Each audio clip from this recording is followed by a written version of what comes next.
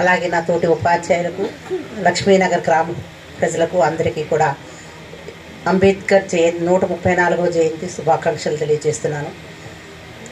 అంబేద్కర్ గారు యొక్క పుట్టినరోజుని, అలాగే మిగిలిన నాయకుల యొక్క పుట్టినరోజుని ఎందుకు జరుపుకుంటున్నాము అనేది మనం చెప్పుకునే ఉన్నాము.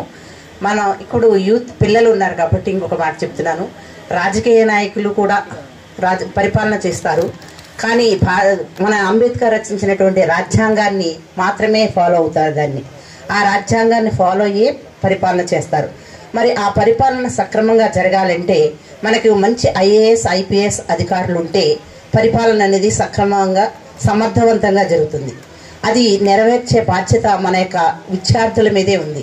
విద్యార్థులు కష్టపడి చదివి కాకుండా ఇష్టపడి చదవండి. మీరు ఏమి చదవాలనుకున్నా ఇష్టపడి చదివితే అది ఎంత కష్టమైన సబ్జెక్ట్ అయినా ఈజీగా ఉంటుంది. కాబట్టి రేపు రాబోయే తరమైనటువంటి మీరు చక్కగా చదువుకునే మంచి ఐఏఎస్, ఐపీఎస్ ఆఫీసర్లు అయ్యి మన భారత రాజ్యాంగాన్ని సమర్థవంతంగా నిర్వహించడానికి కావాల్సినటువంటి శక్తి మీ దగ్గర ఉంది. కాబట్టి మీరు ఇష్టపడి చదవండి, చక్కటి మంచి ఉద్యోగాలు సంపాదించి మన అంబేద్కర్ ఇచ్చినటువంటి రాజ్యాంగాన్ని చక్కగా అమలు పరచాలని కోరుకుంటూ ఈ అవకాశం ఇచ్చిన మీ అందరికీ కూడా కృతజ్ఞతలు తెలియజేస్తూ విరమిస్తున్నాను.